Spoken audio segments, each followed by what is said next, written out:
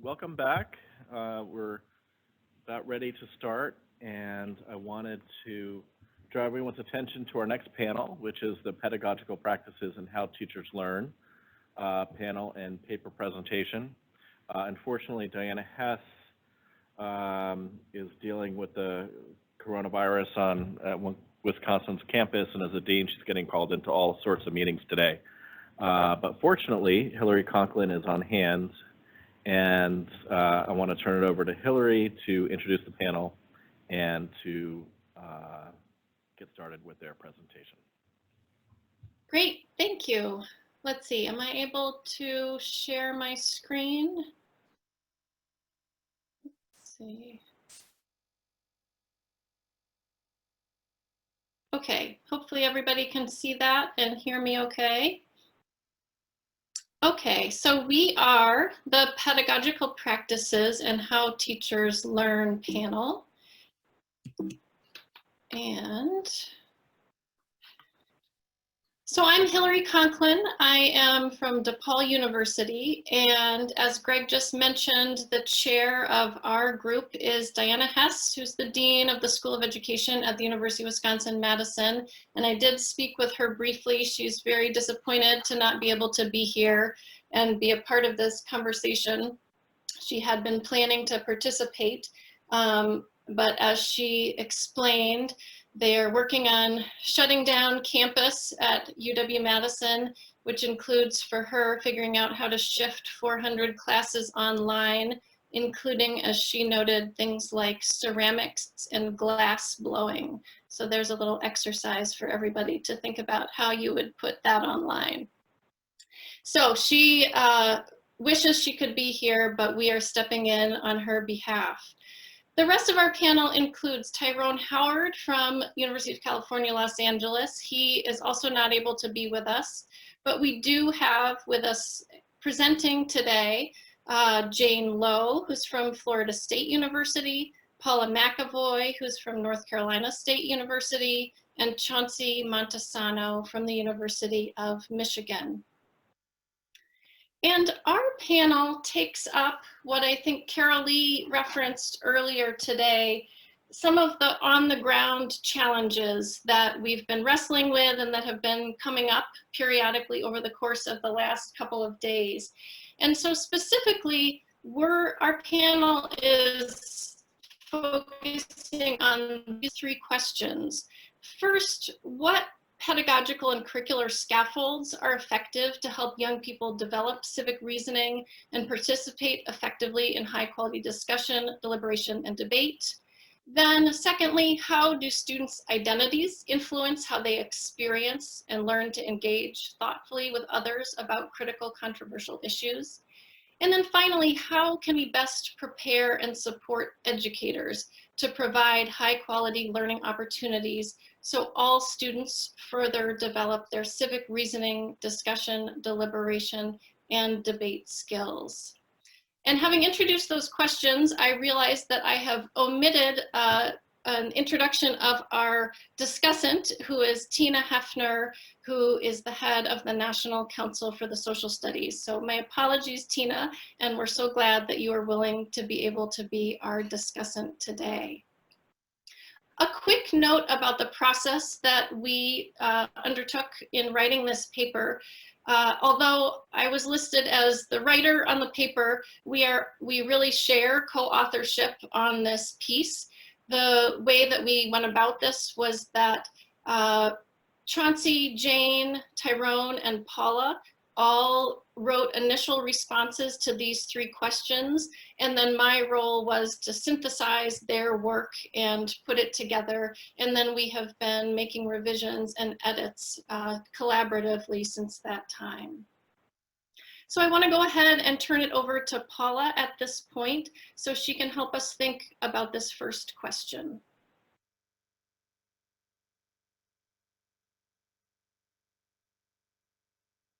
Thank you, Hillary. Okay, so I'm going to talk about this first question of scaffolding towards discussion and deliberation. And this graphic gives you a little sense of how we've kind of laid this argument out or represented this in the paper. And so I think of scaffolding as sort of having 3 layers to it. So on the ground level are the democratic foundations, and which are the sort of at the aims of democracy, which I'll talk about in a second. And then once we have clarity about the aims of democracy, then we can look at how that then gets reflected into the teacher's curricular choices and how we frame learning in the classroom. And then we narrow down a little bit more to look at then what would we be asking young people to do in the classroom, in particular regarding discussion and deliberation and debate, and how do we prepare them with the supports they need to do that well. So I'm going to talk about each of those 3 layers a little bit, and then we're each going to take a different section of the presentation.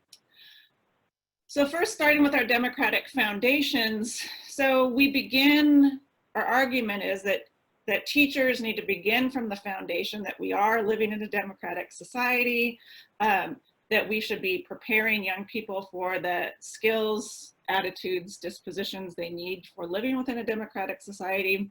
And then they need to recognize that we're living in a plural democracy, that we have competing religions and ideologies and values, and that's good. And so that we need to sort of keep habituating kids to recognizing that pluralism is a value, and it's a reality that we need to all work towards, living well within that condition.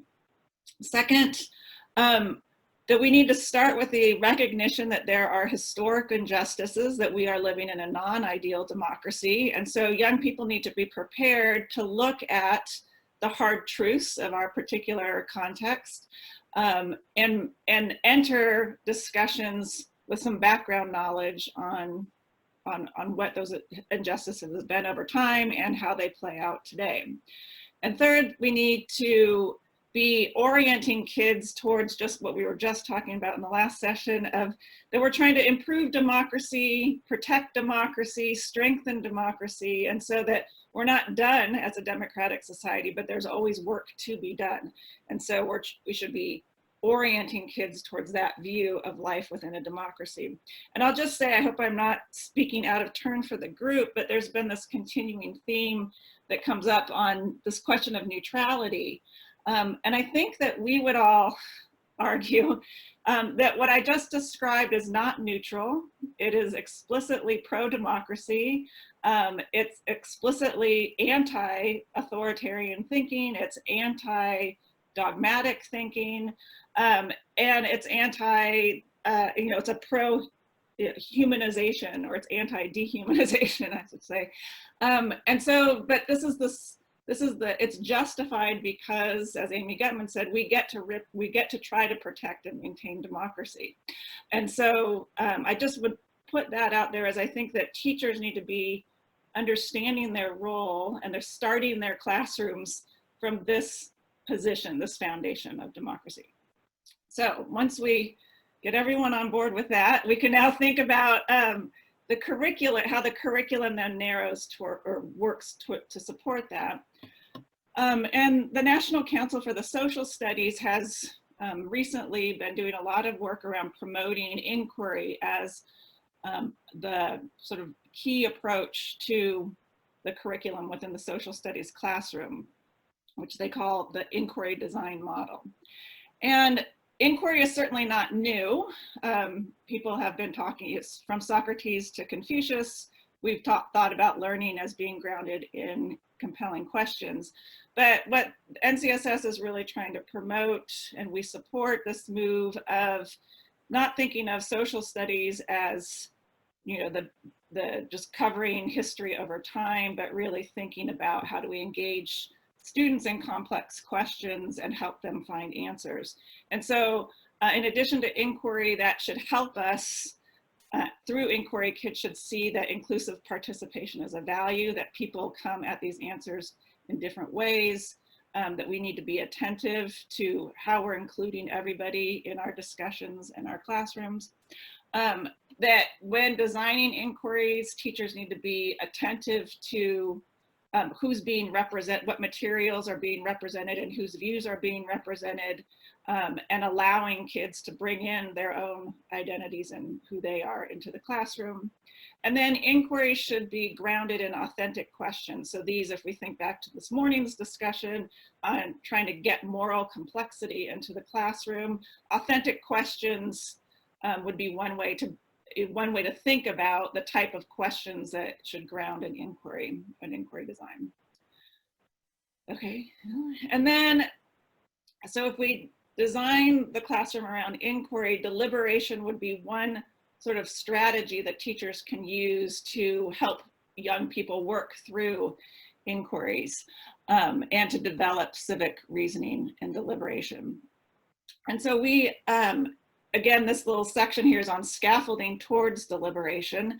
And so preparing young people for deliberation, we have 3 recommendations. So first, we think that, and this harkens back to yesterday's discussion, that we need to be attentive to classroom climate, not just whether or not it's an open climate, but I think often overlooked are things like, do students know each other's names? Do they like each other? Have they had time to get to know one another? Do they trust the teacher? So all of these, there's all these intangibles that go into creating the type of climate that would allow young people to sort of authentically engage in morally complex questions. And then that deliberations require planning and preparation by both the teacher and the student. So teachers need to think in advance, what are the questions that I'm answering? What are the materials I'm going to put in front of young people? How am I going to prepare them with those materials? And then how do I prepare them for the discussion? So we don't think that, and research does not show that good discussions are spontaneous, that they are in fact very intentional. And so trying to orient teachers towards being intentional with the use of deliberation. And finally, there's a lot of research to show that structuring discussions is important for scaffolding young people towards developing these skills. So there are things like structured academic controversy, philosophical chairs, all sorts of strategies and structures that put young people in particular roles. The structures often tell them, this is when you listen, this is when you talk, this is how you cite evidence, this is how you disagree with somebody. And these sorts of, so structuring discussion in this way, we argue in the paper and the research supports, is important for recognizing that young people in classrooms are novices. And so they need help learning the skills for discussion and deliberation. So with that, I'm going to hand the floor over to Jane, who's going to take us through more pedagogical approaches. So thanks, Paula. Our paper presents 3 other existing and pretty widely used pedagogical approaches in the social studies that we think can help support discussion, and I will briefly summarize them here. Quite a bit of research has been done on this first one, simulations and role play, which have the potential to support deeper learning so that students can engage meaningfully with content, knowledge, and skills, as well as seeing different perspectives, even if they are in more homogeneous settings. They provide portals into the unknown or unfamiliar for students, and this is potentially where students can learn more about the larger we of the polity. But these experiences are of course fake or simulated, and they can be harder to transfer or translate to real life. And they're not always appropriate for some challenging topics, especially if the teachers are not trained or supported well. And we sort of see cringeworthy examples of this anecdotally with teachers trying to do simulations of the slave trade or the Holocaust, etc.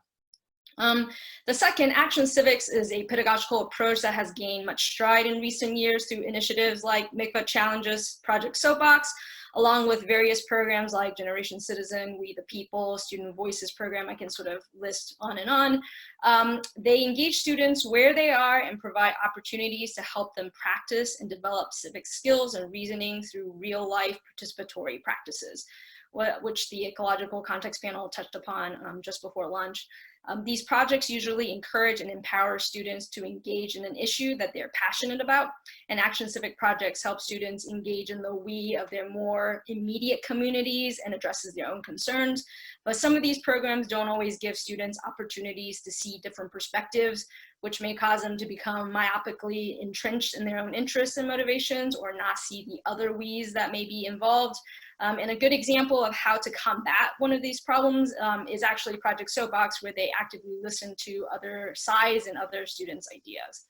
And a third approach that gets a lot of traction in social studies is media literacy, which can help students problematize bias and think critically about the information around them.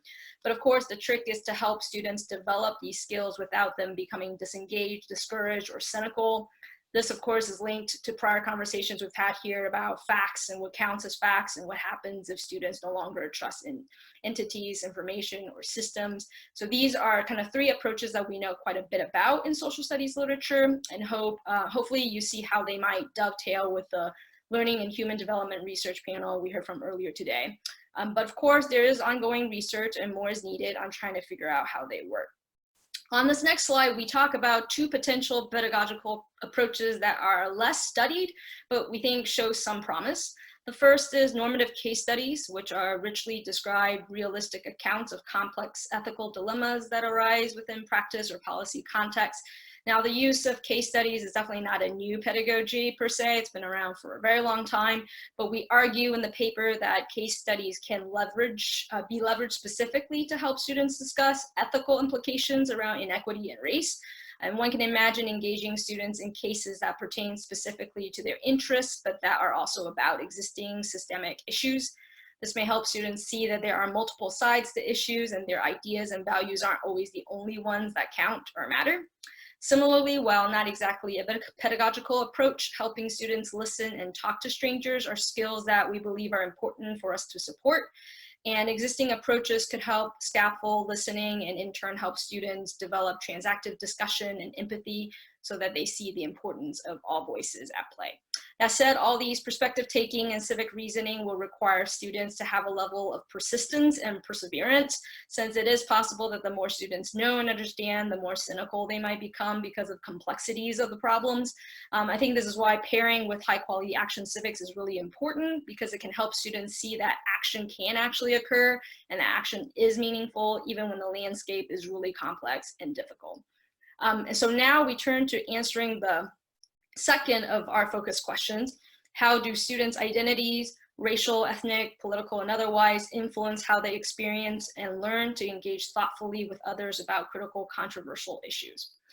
Well, we know that students' identities matter in their learning from the panel earlier. Specifically with civic education, students need to feel connected to a national identity and culture if they are to feel like they are a meaningful part of a larger we. So I know not everybody is thinking about sort of the national identity, but whatever the scope is, they should feel like they're a meaningful part of that larger we. So in some ways you can think about this as a comparison between Tillet's concept of civic estrangement, where individuals technically have full legal citizenship, but are marginalized by the system that supposedly serve them, not to mention students that don't even have access to legal citizenship. So even as we decolonize in name, we continue to reify de facto suppression tactics against marginalized populations. And so if you juxtapose that civic estrangement against sort of agency or students having a stronger sense of self, where students feel like they can make positive contributions to either the system or at least to affecting change in the system. So we argue that curriculum should really mirror the diverse identities of students so they can see themselves as actors in the narrative. So rather than thinking about civic estrangement, hopefully they are tapping into a stronger sense of self as part of the polity. At the same time, on this next slide, we recognize that there are master narratives in education and civic education specifically. We know that master narratives have shaped our experiences and our experiences and our civic identities. We also know we cannot escape a racialized world, so we as a society latch onto what we know or what is presented to us as the norm or normal. Some, of course, call this implicit bias, but Bonilla Silva refers to it as a racial grammar or the rhetorical moves that normalizes whiteness as the standard for all. We argue that the what and the how of civic education tends to see full personhood in terms of whiteness or white behavior, or we see model citizenship in terms of Anglo-Saxon Protestant behaviors, and we've seen this throughout history, especially in the historical context paper that we heard from yesterday. This means that the experiences of many students do not align consistently with what is taught and valued in traditional civics coursework. So we think it may be important for teachers to have a more critical, race-centered understanding of what it means to engage civically. Which brings us to mismatches between curriculum and student experiences. In the same way that students' lived experiences online do not align with what they learn in school, their lived experiences about civic belonging does not always align with the narrative they learn in schools. As an example, when students learn about the rule of law or that there is liberty and justice for all, but face police brutality and racial profiling within their communities, there is definitely a disconnect. And if you combine this civic disjuncture, to use Beth Rubin's term, with what we know about the absence of challenging topics in curriculum or teachers' avoidance of these controversial issues, it may cause students of color to believe that school norms are simply white norms that do not include their lived experiences, or reify these norms for white students so that they don't see any issues with them at all. This is not just civics, it's in history curriculum too, since how students see themselves or don't see themselves in history can influence the legitimacy or illegitimacy that they feel within the systemic narrative. So here I'll hand it back to Hillary, who will talk more about how we can build on students' identity and experiences instead of overlooking them. Great, thanks. So while Jane just talked about evidence of the way that many times students' identities are not valued in classroom spaces, we do have some evidence of promising ways that we can build on students' identities through classroom experiences. And we heard a number of these ideas in the ecological context paper just earlier. So we know from Beth Rubin and others' work that youth from different racial and socioeconomic backgrounds have widely divergent daily civic experiences. And as they talked about, we have ways of actually connecting those in and out of school civic experiences. And one example of this is Michelle Bellino's work that illustrated how schools with historically oppressed indigenous groups in post-war Guatemala could use their students' daily experiences with oppression as a way into studying civic issues, so using those as entry points.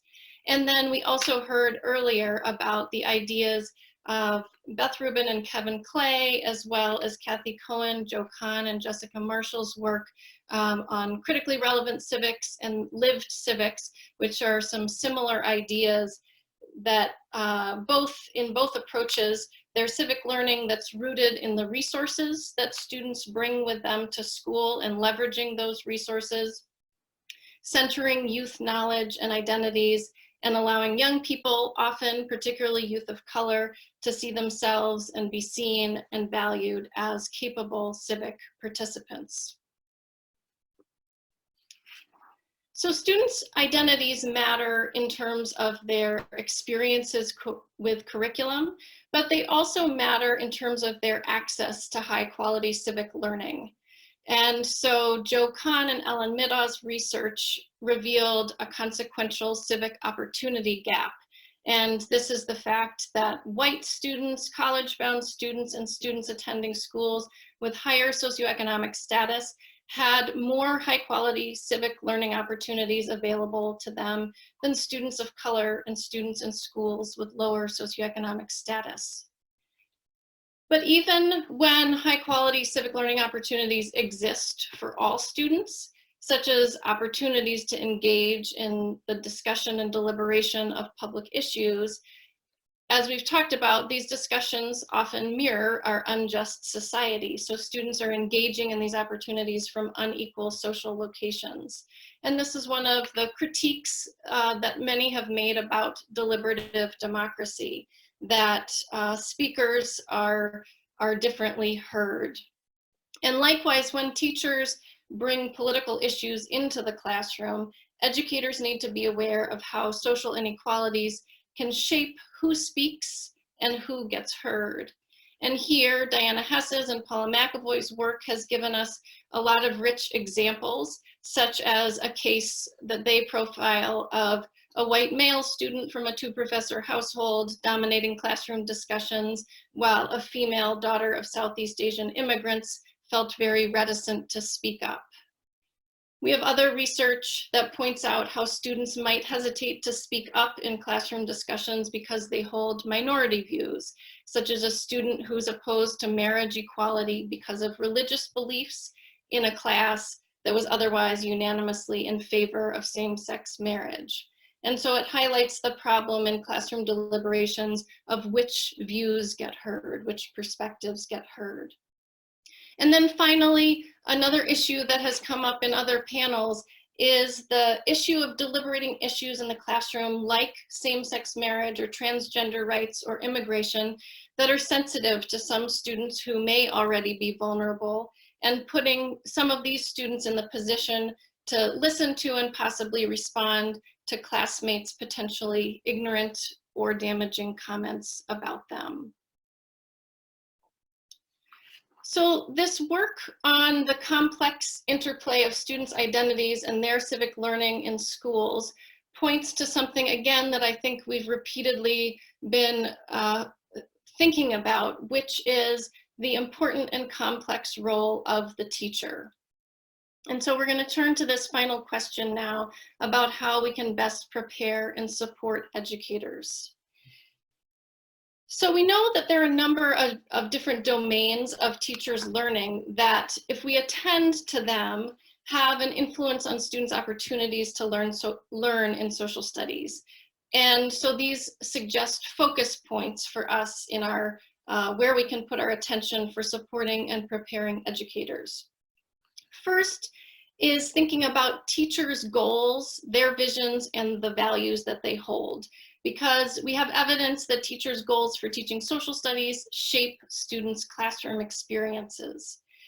So for example, if teachers are aiming, if we want them to support the development of students' civic reasoning, then they need to have a vision and a set of practices that support that goal.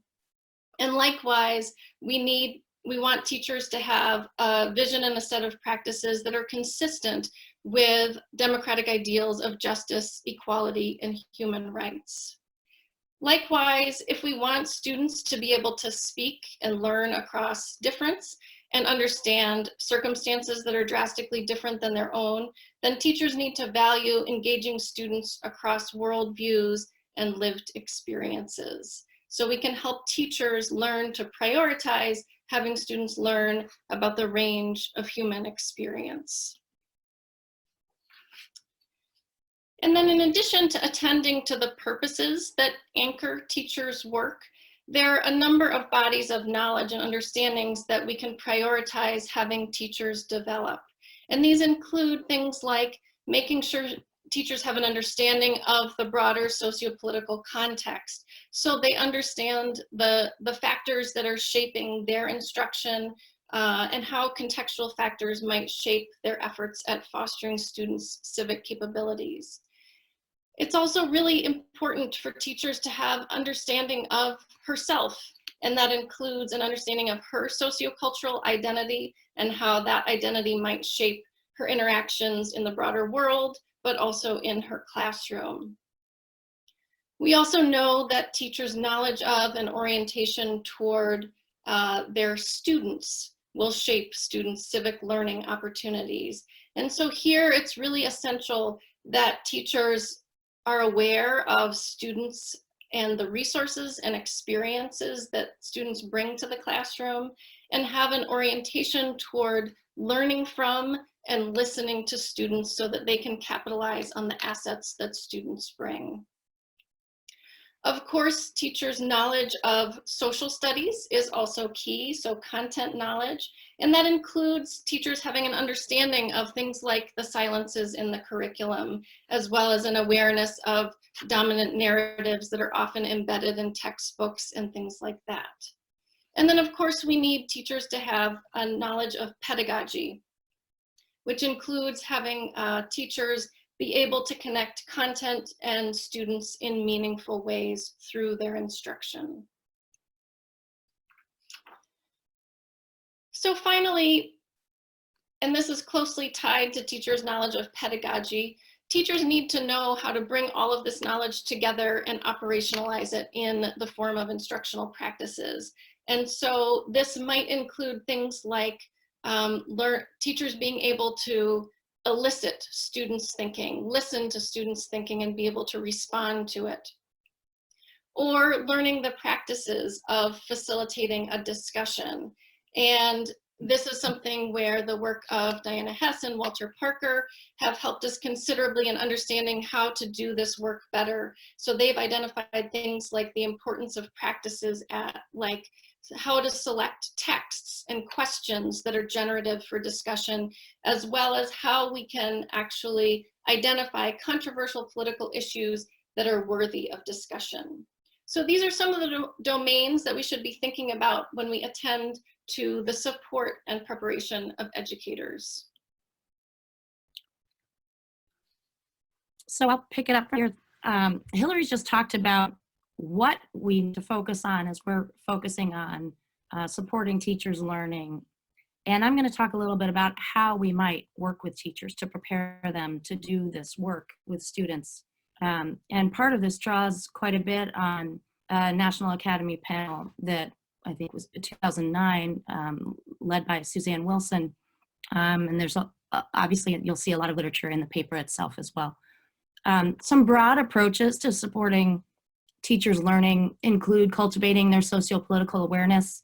Much like Hillary just mentioned, most teachers are white women, middle-class white women, who may have had a narrow set of experiences and need to broaden their sense of the world, their understanding of power and privilege, and how that functions in systems in which they work and how they are reinforcing systems of oppression or disrupting them.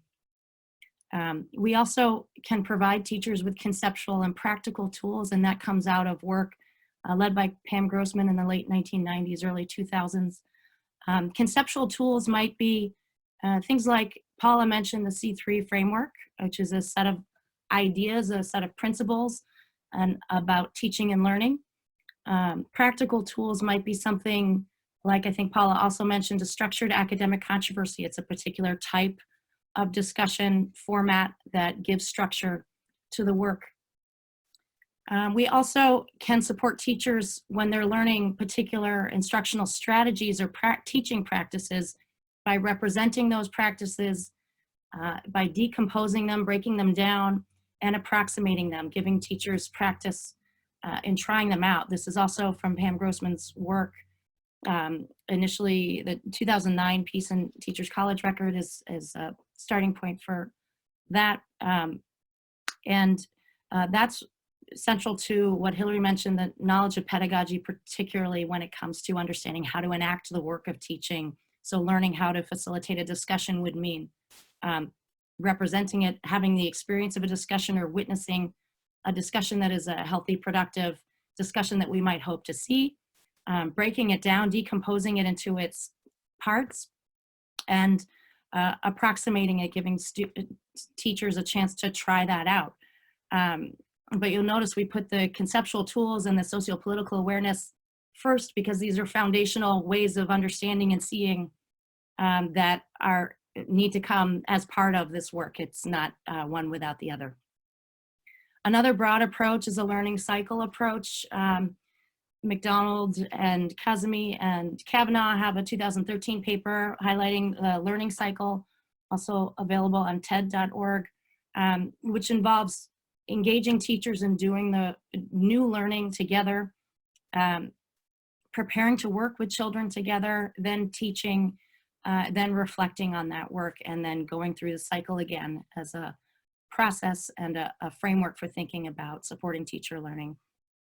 And then we also know from Desimone, work by Desimone and colleagues, Garrett and colleagues, Yoon and colleagues, that there are particular features of PD in particular that support teachers learning. So opportunities to deepen teachers' content knowledge, for example, active learning opportunities for teachers to analyze teaching and learning together, coherence of professional development with teachers' goals and expectations, sustained duration, collective participation of groups of teachers from the same school, ideally, department or grade level. These are all things that we know support teachers' learning. One example of that pulls together many of these approaches and features is learning labs, and that comes out of University of Washington. Alham Kazemi has a piece about that, as several others do too, Lindsay Gibbons, and there's more about it at TED.org. It's rooted out of math and then extended to science. Here at University of Michigan, we're testing this out in social studies.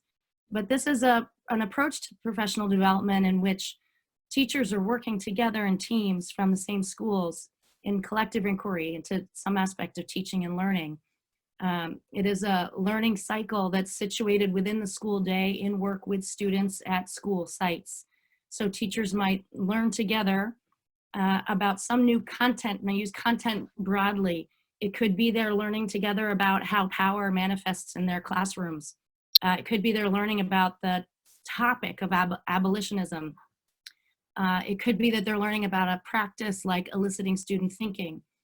So some form of learning together about content that is relevant to what teachers are trying to work on and improve. Then shifting to preparing to teaching together in classrooms.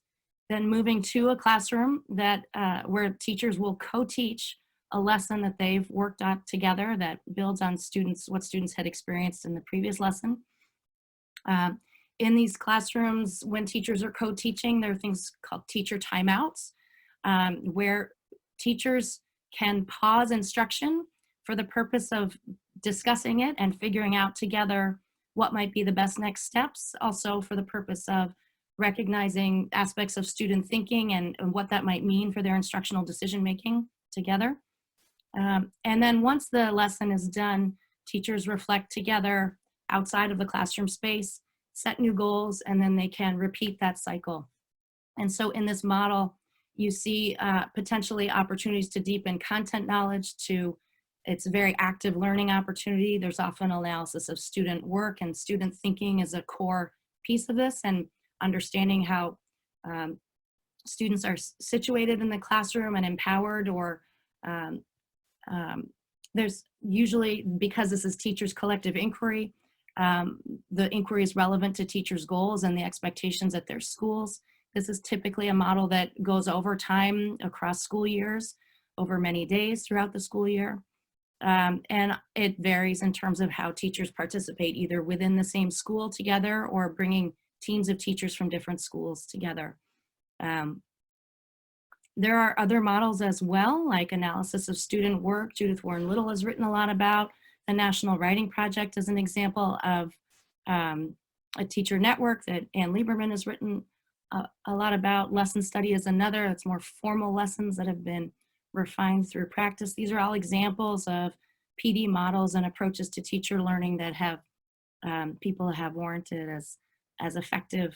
And I would just say, before shifting to that next slide, is that these features of effective PD are most often found in reform-oriented transformative models of PD, like coaching or mentoring or study groups and networks, less so in typical conferences or workshops.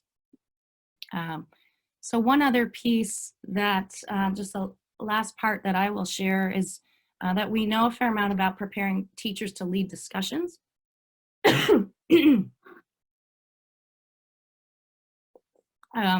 And a lot of this draws up quite a bit on the work of Diana Hess and Paula McAvoy and Walter Parker and Abby Reisman and many of her colleagues. There are a number of things we know. I'll just highlight a few that this is all work that's grounded in social studies education in particular. But having space to talk with teachers about what is a discussion and what is not discussion has been very important in Diana and Walter's work. What is a controversial issue and what isn't, and how to frame a good question that launches a discussion, but also the follow-up questions that sustain a discussion. Providing models and types of discussions that can give structure to the work in the classroom, both for teachers and for students. Having teachers giving teachers the opportunity to experience discussion, both to have the experience of being a part of a discussion and thinking critically about that experience, but also as a way to learn the content that will be embedded in the discussions they lead is important. Research has found that high quality curriculum is very important to supporting teachers in facilitating productive discussions. And then identifying and practicing that in the moment discussion facilitation talk moves that Reisman and colleagues identified, like engaging students as sense makers. That's those open-ended questions that invite students in to bring in their knowledge, orienting students to the text, to each other, to the content and discipline. These are specific kinds of moves that research has shown support and sustain productive discussions. Thanks, Chauncey. And I will just say a couple of very brief closing words. We talk about a number of different recommendations in the paper, and here I'll just highlight one central recommendation. So our paper points to a lot of really generative work in the field that helps us think about important ways of fostering a number of elements of civic reasoning and discourse. But in general, we need a lot more research that helps us dig into the complexities of how the identities of the student participants engaged in this kind of work, how that shapes the varying impacts of these pedagogical practices. And similarly, we need a lot more attention in the realm of teacher preparation that attends to these complexities. So we need more research that examines how to help teachers engage students who are in unequal social locations, how teachers learn to engage students so that they all have opportunities to speak, listen, and be heard. So I want to stop there and hand it over to our discussant, Tina Hefner. We're so grateful that you were willing to do this for us. Thank you. It was really an honor to read your paper, and I compliment all of you on the thorough discussion that you offered of pedagogical practices and also the supports that are needed for teachers to be able to engage students in these civic reasoning and discourse practices. So I compliment you also on the lengthy reference list and the nature in which you've tried to bring in from a social studies understanding how we can conceptualize pedagogical practices and learning in the context of the way in which we teach. So this chapter, while acknowledging that the research has yet to empirically link instructional moves, and I would argue that that's a piece that I would encourage you to emphasize, is the call for empirical research. I mean, we have a fairly large body of research that I think qualitatively captures, and I believe that the qualitative questions have to address some of the nuanced pieces that you were describing, but there also needs to be the empirical research that can provide the consistency of expectations that we can anticipate from these practices. So to empirically link instructional moves with civic reasoning and discourse, and as a field, those instructional moves are something that we have not identified within civic understanding, or even within social studies more broadly. I mean, contrary to what we see with Deborah Ball's work in mathematics, I mean, there is a clear understanding of what instructional moves are associated with students' learning. And I think development of that body of research is certainly needed. So I commend you for recognizing that and bringing that to the forefront. So despite some of the limitations of not having that evidence, you still present a strong argument for the promising practices that are associated with attributes identified and in civic reasoning. You delineate those practices, those that have strong research evidence, which I think you present at the beginning, and then you differentiate those from the practices with emerging research support. And it's interesting because I think a lot of the direction toward some of the recommendations for supporting teachers, those come out of some of the more recent emerging supports that we see.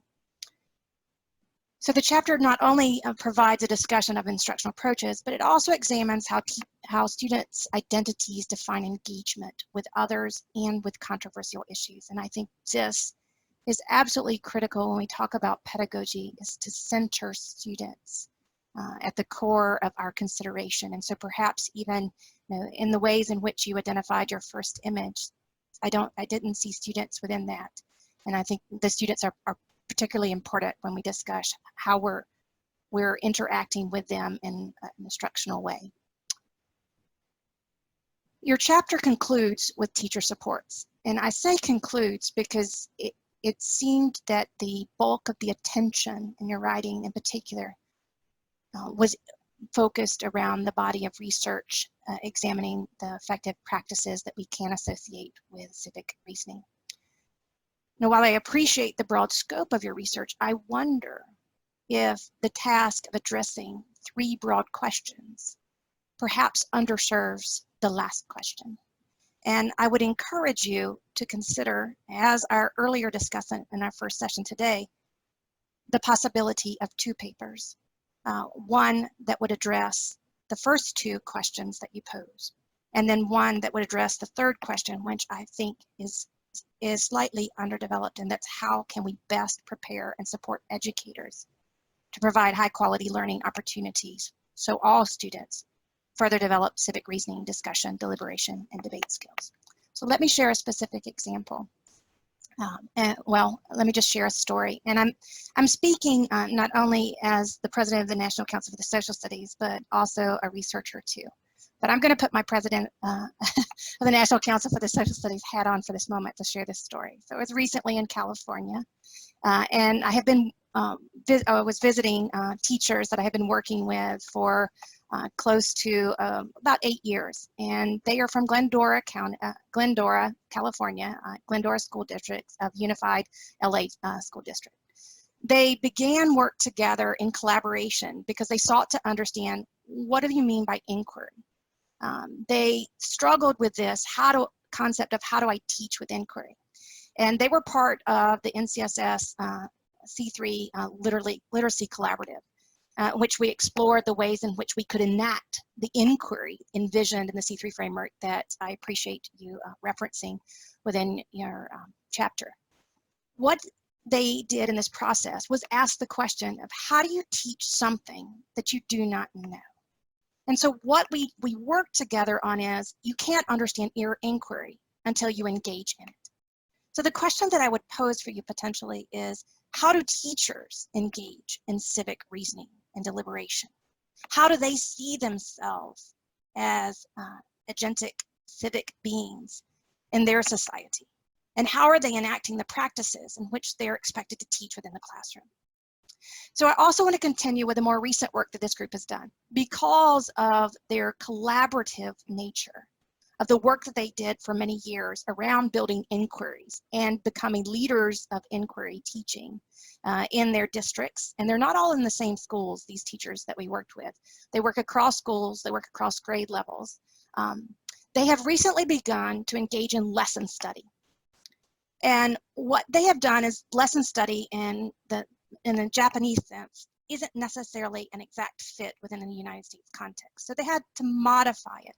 But they chose to engage in this process because they were seeking ways to continue their collaboration. So another question I would pose is, what do teachers do together?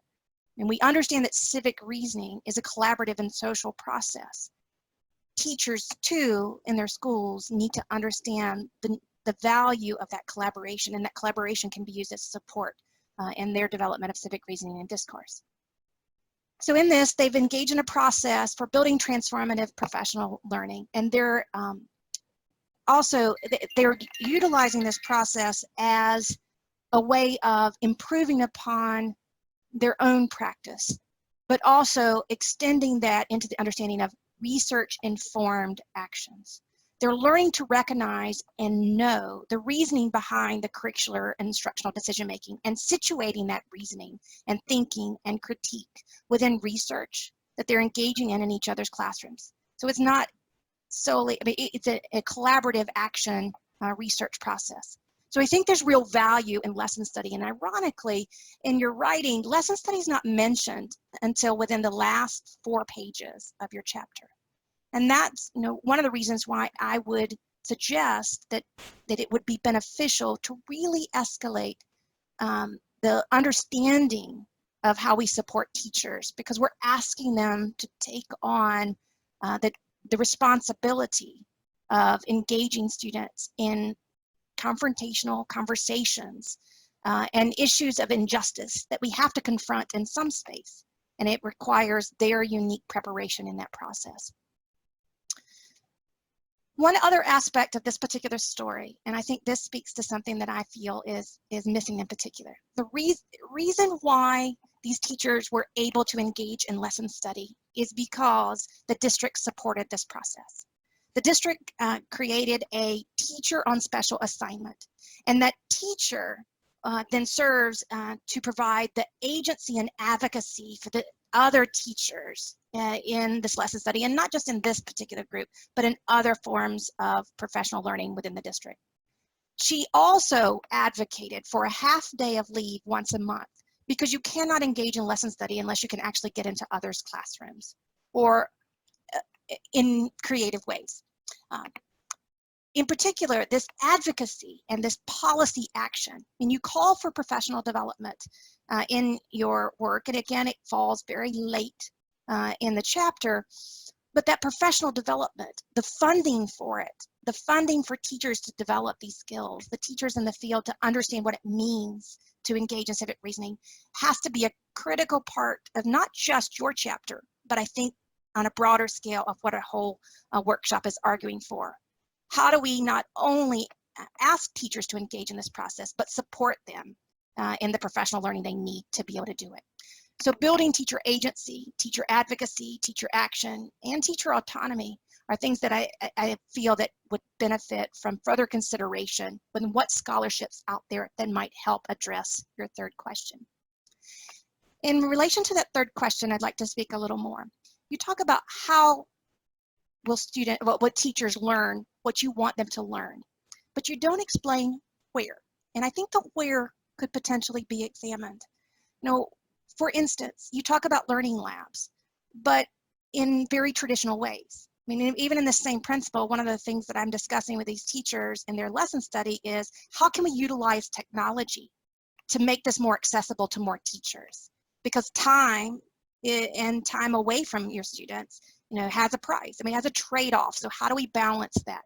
What opportunities does technology afford? We might look toward research in online learning. We might look toward research in augmented and virtual realities.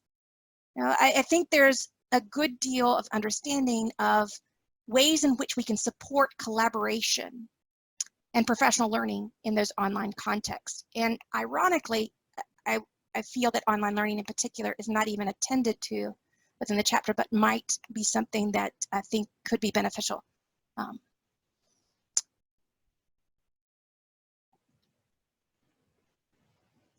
want to also talk about the agency that these teachers in particular have engaged in. I mean, agency not only in their own practice, but also agency as civic actors in their schools, not just in their classrooms. Because, for instance, there's a teacher in particular concerned at the middle school of how Black males in particular come in at particularly high levels of success. And in this case, it's mathematics, and the students drop exponentially. And it's significantly different outcomes for Black males in comparison to all other subgroups. The question at hand is why? So this idea of engaging in civic reasoning in this context as teachers, as change agents in their schools, I think have to be explored, because this is a question of what's happening with teachers in their practice. So you're asking teachers to question their practice. The research indicates very clearly that teachers' perceptions of students are determinants of students' opportunities to learn. They're determinant of students' achievement. It's also, in the case that you're making the argument, it's the teacher's perceptions of students' capacities will also be determinant of the quality of civic engagement. And so how can we help teachers see themselves as those civic actors in the schools? The other aspect of teachers and teacher support that I think needs further development is teacher positionality and teacher positioning of what you're trying to grapple with and trying to challenge teachers to push against is this fear of conflict, fear of controversy, to be willing to tackle contested issues and injustice in their classroom. It is their civic duty and their civic responsibility, but they are also civil servants. So how do they do this? And I think there has to be some consideration, because the overwhelming question that I get in my interactions with teachers across the country is, I want to do this. I don't know how to do it in my context. And particularly when we consider the polarized nature of rural versus urban communities. And if you're working in a rural community, it may not have the diversity that we know that's valued. So how do you bring that diversity into the classroom? So I think there's a lot, particularly with teachers, that are needed. And the last comment I'll make about teachers is teachers are not a microcosm, or teachers are, a microcosm of our educational system, yet their autonomy is moderated by factors that are beyond their control. And that's where I get into the piece that I think we really have to consider administrators within this conversation. We also have to consider, higher level decision making too. So teaching is not an isolated act. It occurs in the context of a state, a district, a community, a school, a department, a grade level, a classroom, and in partnership with many individual students. Schools are an ecosystem, and I actually heard that comment earlier today. So the panel, there were, I think, a couple papers in particular that would be beneficial, but I would highlight the panel in which Judith Torrey-Porta led, where they acknowledged the critical importance of recognizing teachers as nested within schools. And in these contexts, influence variability in instruction and student learning. Examining practice and student identity without consideration of the ecology of the schools seems to overemphasize the influence and effect of teachers. NAEP studies have found the variability within and across schools accounts for a larger proportion of the difference in student disciplinary knowledge and skills than teacher instructional decision-making. Moreover, the opportunity to learn, as defined as access and exposure to content and specialized content pedagogy in schools, particularly for students of color, English language learners, and students with disabilities, varies depending on the socioeconomic status of schools and the proportion of minority students in roles. So I think we have to consider that pedagogy is not uniformly implemented. And these contexts require some variance in the pedagogies that we're recommending. So what in the research might help us understand that? Perhaps looking at some of the research in rural education, looking also at some of the research in urban education might be a way of expanding those considerations. So you also note on page 8 that schools hold promise as settings for living in diverse and inclusive democracy. So within this statement, there's an assumption, as I stated before, that schools or in general can be similar places for exposure to diversity. But this isn't necessarily the case, and we acknowledge that, but examining the potential ecological, pedagogical, and epistemological differences in urban and rural settings in particular, I think are worthy consideration in identifying how civic reasoning and discourse is enacted differently in these contexts, and the potential differences for student learning outcomes. And I situate my question regarding, or my comment regarding this based on a recent analysis where a multi-level examination of the NCES National Principal and Teacher Survey, in which we found significant differences between rural and urban schools and teacher characteristics, satisfaction, and reported practices. So let me return now to the first two questions.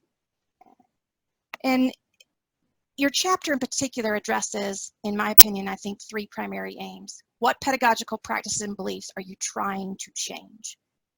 And then what do we envision as civic reasoning and discourse capacities? And how can this envision be enacted through praxis and practice? And I I compliment you on the fact that you addressed, you know, some of the major barriers to change in developing change in pedagogical practices, such as persistent instruction. Larry Cuban writes about that, legacy practices, canonical content, knowledge, and curriculum. And also you address some of the pedagogical distance that teachers enact because they simplify issues for fear of controversy, and they try to develop non-confrontational fixed discussions, which are not actual discussions. And I think that's really critical to draw out. So I want to address the point that you made about tools of inquiry. You know, how we are central, who we are, excuse me, is central to how we reason. And I think your discussion of student identity, as I said, really centers the conversation around pedagogy. Civic reasoning, you indicate, is reasoning we do about what we should do in a pluralistic society. And I think you situate the what we should do and the definition of democracy, at least in your discussion, I would say was a bit more thorough than, and I would love to see some of the development of how you're really positioning this within a pluralistic democracy. Some of the front matter you have could be expanded upon, and especially if you move it into 2 chapters, I think it would allow for that. And then you ask why we reason is to confront issues and to seek solutions to promote a just, fair, and democratic society. So then I ask the question is, how can we live together justly? For teachers to have a vision of what they're trying to teach students, particularly in elementary context, we need to be able to answer that question. And I also would encourage us to consider how we deliberate is of critical importance in understanding and I use the language equalizing, balanced, civil, and contested views. And the emphasis upon teacher practice in which teachers can, without knowing, disenfranchise voices. And how do they become conscious of that awareness of the implicit bias? How do they become conscious of their racialized language that they're using in the classroom? And I think that consciousness has to be addressed too in some of the supports that you have. So you mentioned the C3 framework, and I'm very happy for that because I do think it's really positions us to push inquiry as a way in which achieving civic reasoning. And within this process of C3 inquiry, questions are at the center. Questions initiate inquiries. So some of the ways that you position questioning is you make it a teacher action. But the C3 inquiry emphasizes the importance of student-initiated inquiry. How do we have students leading the development of questions? How do we have them ask authentic questions about the injustices they see? So I think looking at questioning not just as a teacher action, but as a student action. So how do we teach teachers how to develop and support students in questioning? You argue that teachers struggle with the development of questions, particularly open-ended questions that facilitate critical dialogue and civic reasoning. If teachers struggle, then how are they going to teach students? So I would encourage you to look potentially at Dan Rothstein's work with the question formulation technique. I mean, he is developing an understanding of questioning as a literacy, questioning as a skill that we can teach. As much as you're describing the need for explicit instruction and discussion, there's also a need for explicit instruction in how do we teach questioning. And I think that might be a place to begin to build that type of learning that can facilitate inquiry-oriented civic reasoning. So there are some patterns that I noted in your promising and somewhat and proven practices, and that is you describe and would encourage you to potentially think about these in terms of the patterns of the simulated and structured learning is very intentional, and you emphasize that in what you described. I mean, you describe a broad range of simulations, role plays. You know, even at the heart of this is the action that's occurring within these contexts and the action that occurs as an outcome of these engagements in these structured environments. And that informed civic action is, I think, an area that I would like to see more discussion, because that's the outcome of what we're trying to achieve with the C3 framework, is what do we want students to be able to do with the knowledge they develop through civic reasoning? And how do they act upon that in ways that replicate the processes and acts of citizens in a democracy that engages in unjust practices? The text-dependent learning, and I think this is really critical, but it's heavily drawn from from history. But I think there's a lot to be learned about how text-dependent learning builds the basis for supporting the reasoning behind the thinking that's necessary for civic reasoning and critical reasoning and discourse itself too. So how are our text, how are primary sources utilized within the context of the civics classroom? I mean, it's interesting, but I think that's an area in particular that's really has a lot of promise, but is not well researched. You mentioned about the importance of teachers understanding their decisions around sources. And I think this is an area that certainly is really important for teachers to know why they choose sources and who that privileges and who it doesn't. And there's a specialized content knowledge that's associated with the sources that we choose. And that depends greatly upon the disciplinary ways in which we're thinking about it. And I think it might be beneficial to look beyond the scope of history and look toward geography, and look also inclusively with economics and the humanities as other potential informants of your scholarship that you're highlighting.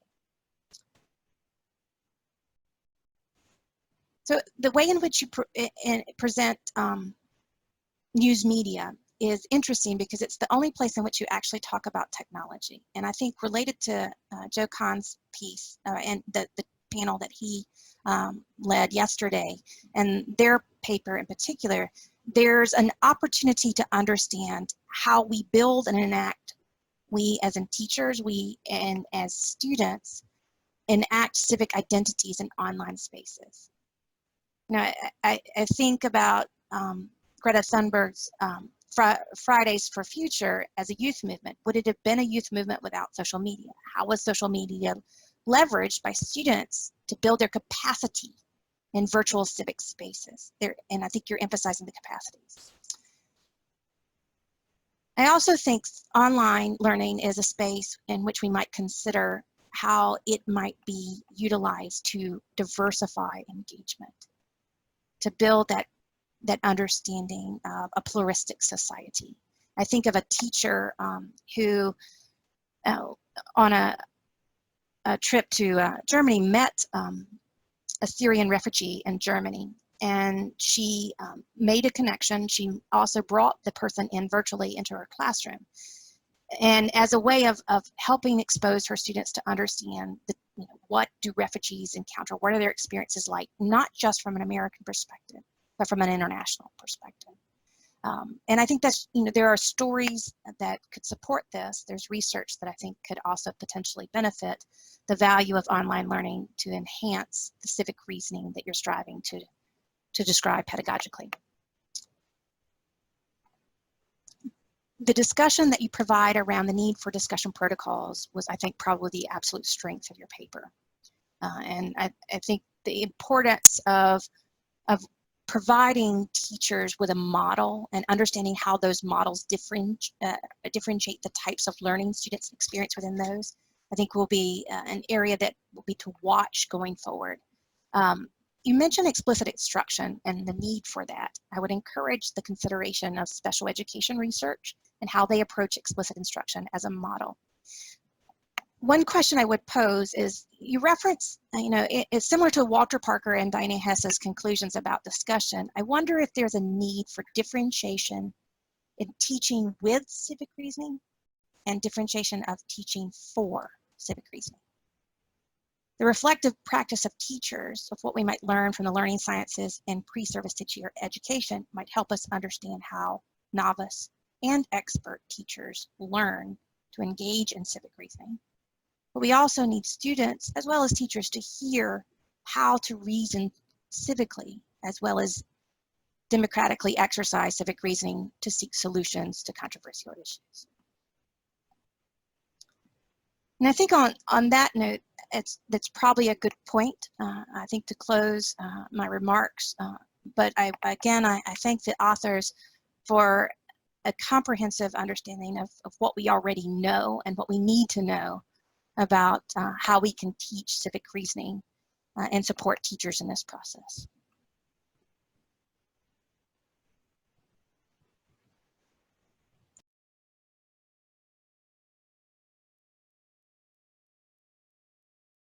Thank you so much, Tina. We're very grateful for all your feedback.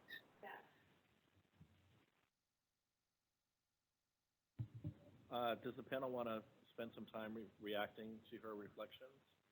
I had one thought, Tina. I just wanted to say thank you so much for your feedback.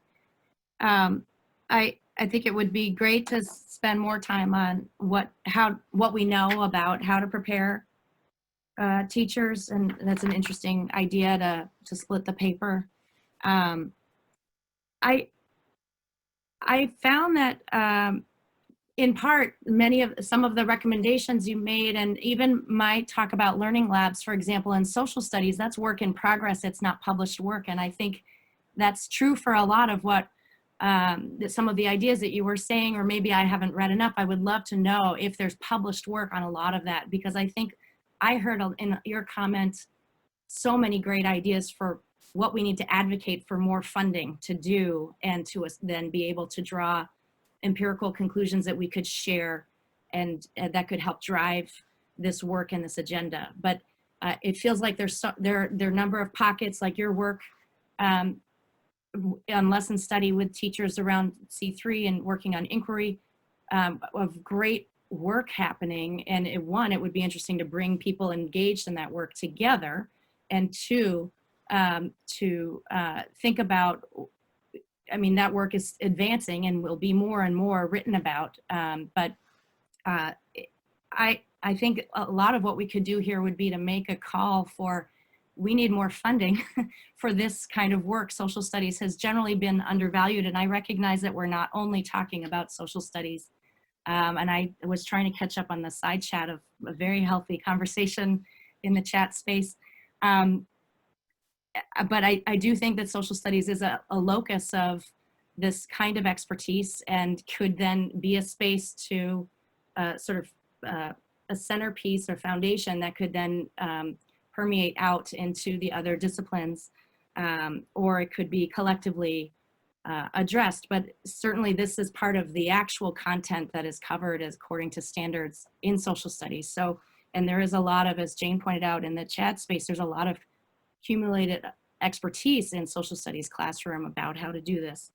So I wouldn't want to move forward without that, or without that foundation. So I think we have a real opportunity here to make a strong plea for additional funding to really learn more and dig into the details beyond the broad sort of features, the details of how do we support teachers, and how do teachers learn to dig into controversy or difficult topics and work through it with their students.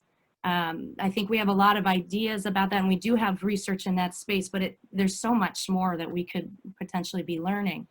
The other thing that I wanted to respond to in Tina's comments is I very much appreciated the point, and drawing on Judith's point from yesterday, that teachers are not fully autonomous, even though they would like to be, that their work is situated and heavily influenced by their context. And we're seeing that play out as we're working on our own professional development models, where seemingly small decisions made at the administrative level have great consequences for teachers learning to open up challenging conversations and really sincerely think through them with students, even to establish a classroom climate that is supportive of those conversations. And so that is a real need to think about the whole ecosystem within which the classroom is situated. And I really appreciated the earlier panel on the ecological context, but thinking about the school and district and state as a context as well is a space for specific work in this area. And the last thing I want to highlight came out of the chat space, the potential for intergroup relations or intergroup dialogue seems really great. We're actually beginning, and I'd love to study this if or anybody is interested, but at Michigan, we're going to begin integrating intergroup dialogue into one of our teacher education courses that is a part of a social studies methods course.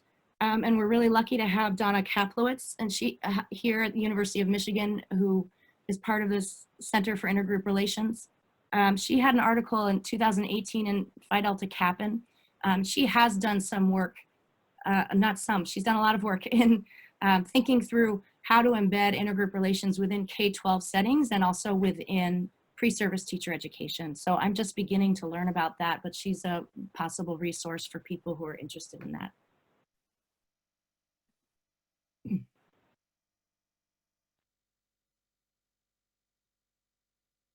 Any other panel reflections before we move on to the larger audience?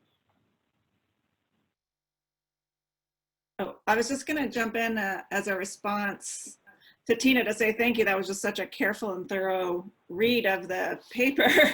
But one thing I just wanted to highlight is that I appreciate you drawing attention. I mean, what I heard you saying was that we need to think of teachers as professionals, and that if we treat them as professionals, it means that we acknowledge that they have some expertise, that they have some agency, or they ought to have some agency, and that teaching is collaborative work. And so that we often, I mean, I think probably majority of teachers in America sort of see themselves still isolated in classrooms, but that we need to be training teachers starting from teacher education, that you are doing something collaborative. And how do we teach the skills of collaboration to pre-service teachers, I think is something that needs more attention.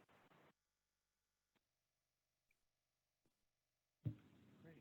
Next we have Leo Casey from Albert Shanker Institute. So I think this was a very useful and important paper, which did, I think, a good job of digging into the challenges that we face in terms of teachers being able to do the kind of civics instruction that we want to see. I think a couple of things. One is we need to be honest that teachers come out of schools of education with very few exceptions, very poorly prepared to do this.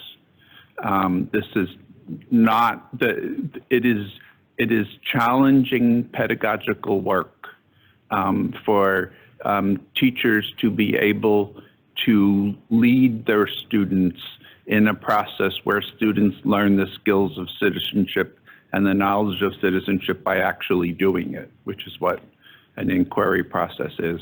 And so it falls almost entirely upon schools and districts and teacher organizations of various types to provide the sort of support that teachers need to actually do it. The second thing that I wanted to say was I think the papers would, looking at the papers as a whole, the papers would be better served if the insights of this paper had been integrated into them. A lot of the papers had a sort of a meta view at a very high height and didn't really dig into the kind of practical problems of teachers being able to do the sorts of things we want them to be able to do in the classroom and school. And so I think that some real sort of cross-fertilization and looking at the sorts of things that we say we want teachers to be able to do around teaching controversial subjects and having the capacity to do that, and what we say we want teachers to do in terms of making sure that all of the students in their classes have agency. Those are things that are not just particular to this paper.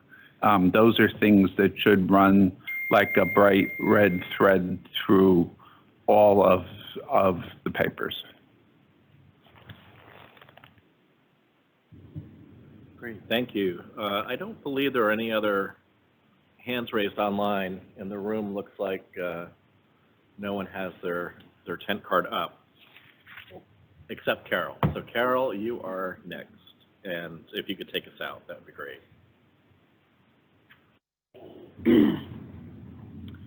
So I want to keep emphasizing across all the papers that from the beginning of this work, we were working from the proposition that the totality and complexity of this work was something that had to be taken up in the school across subject matters, and equally attention to work that's going on outside of schools in terms of a broader ecological context. So I would say that these problems of practice around addressing controversial issues comes up in any discipline. And so I think one takeaway here might be thinking about, besides in chapters,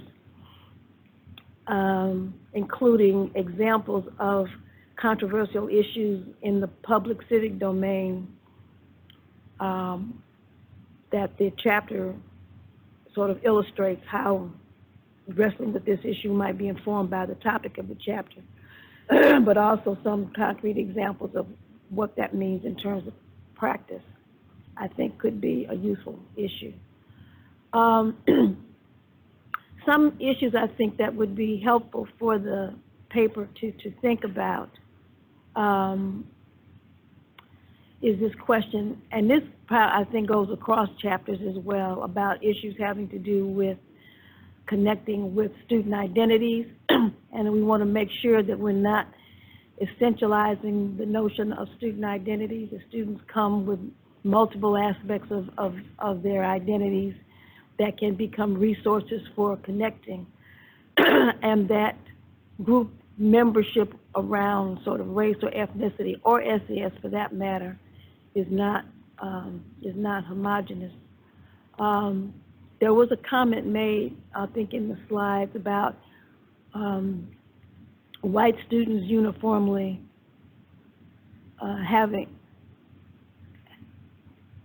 the implication was that white students may have access to higher civics learning, and again, I think whiteness is homogenized. That kids living in the Mississippi Delta or where else am I talking about? Tennessee, my whole mind. But they're white kids living in intergenerational poverty who have no better access to dealing with these issues than black and brown kids, or black and brown kids living in poverty, etc. In terms of the knowledge base that teachers need, I would also suggest we include knowledge of development, human development, because particularly if we're going to have, we're arguing for classrooms to be organized in ways that kids are dealing with controversy and complexity and tension, inevitably resistance is going to be a part of that work. And teachers need tools, I think, informed by understanding of child and adolescent development to understand, excuse me, what these sources of resistance may entail. And I think that's a fundamental challenge of teaching under any set of circumstances. I also think that it's useful to, one of the things I want to do in retrospect is for us to go back through the papers in terms of looking at the references we're using to warrant claims that we're making. This will be a National Academy of Education report, and so it's going to be very important to put cautious on claims if we're drawing largely from small studies or studies that haven't sort of, knowledge rates haven't built up over time. And that it's useful to think about international examples. So for example, the learning, what do they call it from Japanese, lesson study example, that kind of collaborative work, which you all talk about in terms of needing system support for creating environments for teachers to be able to professionally collaborate as part of their practice. And the questions raised about sort of content knowledge teachers get in terms of their professional development, their learning, teaching and learning before going into the profession formally, may speak to a need to enter into these arguments about what we can learn from international examples, because in the other high achieving nations, based on PISA, pearls, etc., teachers are never trained the way they are in the United States. And so because we're trying to talk about big changes, I think we may need some section, maybe again in the intro or conclusion somewhere across chapter, about the implications for systemic supports for this kind of change.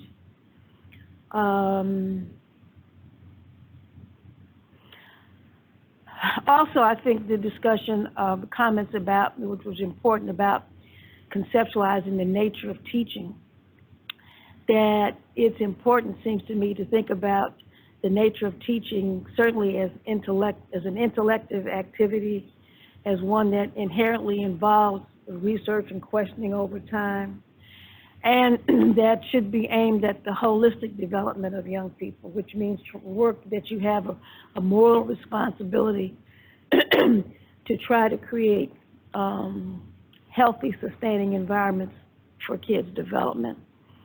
One example that I often use, take care, Chris, thanks for coming, that I often use, my oldest son is an engineer, and I didn't realize until he graduated that there's an engineering society where they take an oath like the Hippocratic Oath that medical professionals do, to do no harm, that there's a moral dimension to the work.